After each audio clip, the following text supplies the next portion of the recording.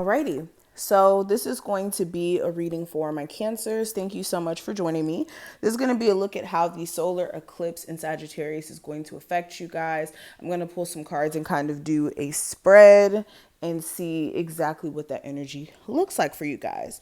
Hold on one second. Actually, before we even get started, let me grab. Okay, cool. All right, so if you're new here, welcome.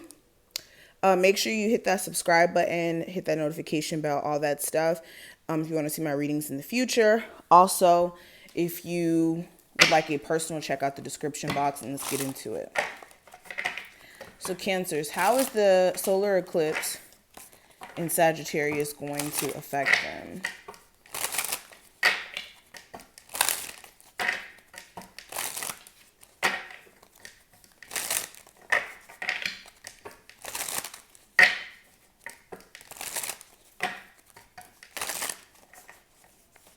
Cancers.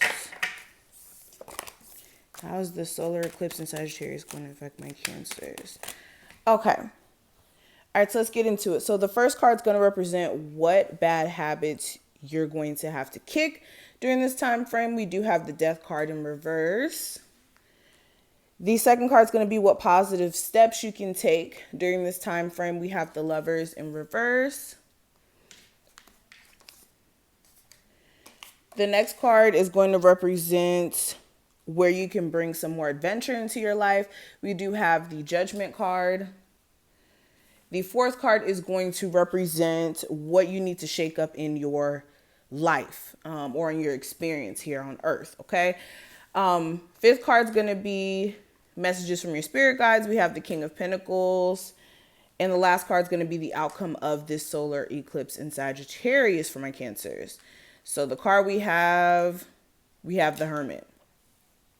Okay, so let's go ahead and talk about this. So the first card being represented by the Death card in reverse. This is going to represent the habits, the bad habits you may be needing to kick. So with the Death card being in this position, in the reverse position, this is speaking to delaying progress or delaying actually ending something. Some of you guys could be in an unhealthy relationship where you don't feel like you're being supported, where you're not being nurtured, or for some of you guys in that relationship, it just may have ran its course. Like things may just be, I don't know, shifting in different directions. You and your person could be just headed in different directions in life or have different priorities, if that makes sense.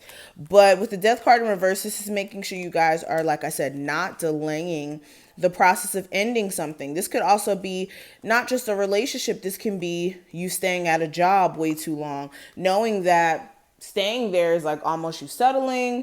Or some of you guys know that you want a higher position and you know that the job has been hesitating for a while now to actually give you that raise or that higher position. But there's definitely a need for you to kind of stop delaying some sort of change here.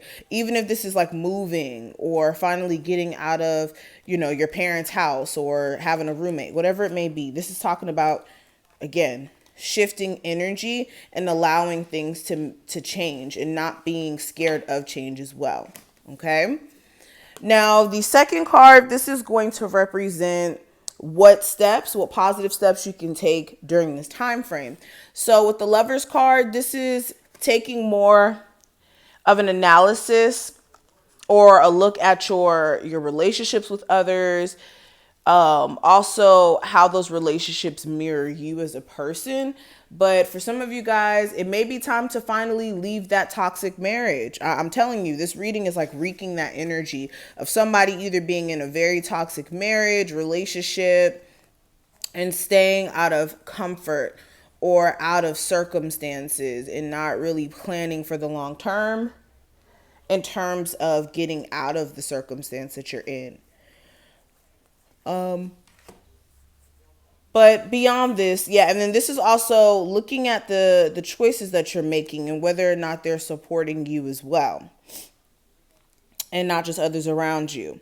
Now, the third card is going to be where you can bring some more adventure into your life. I do have the Judgment card, and this is, again, all about decisions.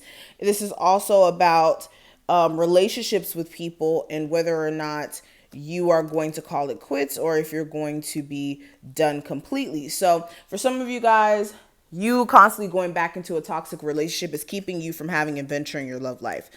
Some of you guys, the choices that you're making, you're not making choices in spite of what your desires are, but more of just being complacent or just, just making choices for others and what you think others would be happy with, whether that's family, whoever. But yeah, where you could bring some more adventure into your life is the decisions that you're making. Are you choosing to not live your best life? Are you choosing not to have fun? Are you choosing to be a loner? Are you choosing to do these things? Looking at the choices that you're making and being very conscious of what you decide to do in terms of your personal happiness and how you take charge of that. I hope that makes sense. Now, what needs to be shaken up? We do have the Two of Cups. So again, your love life and like I said, your relationships with people. Some of you, again, if you're single right now, this is looking at your love life and making sure you're not scared of dating. So if you're completely single, I don't want to leave you guys out. This is making sure that you're not running away from being happy and building a connection with someone. And for others of you, if you're in a relationship, this is looking at the chemistry and how you and your person, how you guys are flowing together in terms of this relationship. So there may be a need for some spice to be added to your connection. Or for some of you guys, you may need to spice up your love life by actually going out or meeting people, whether it's via the internet or whatever it may be. Okay? Now, when it comes to the advice from your spirit guides, I do have the King of Pentacles. So this is you guys taking the time to focus on your finances, taking the time to nurture yourself. Some of you guys need to really focus on your health because some of you guys may have had like really bad mental health or physical health. Others of you, it's just more of you needing to nurture yourself and put yourself first and really secure your like practical. You need to secure like the practical things in your life. There you go. And for some of you guys as well, this is like taking more of a focus on building relationships with people who are more trustworthy and exhibit qualities of having, things together as far as their personal responsibilities and them being nurturing individuals and all those things, especially in terms of love.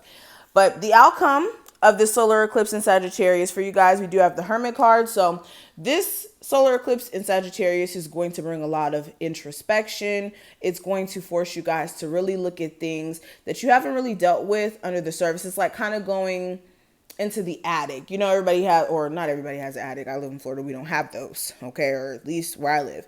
But, when I say an attic, every person has an attic in their mind that they store, information, memories, whether, good or bad.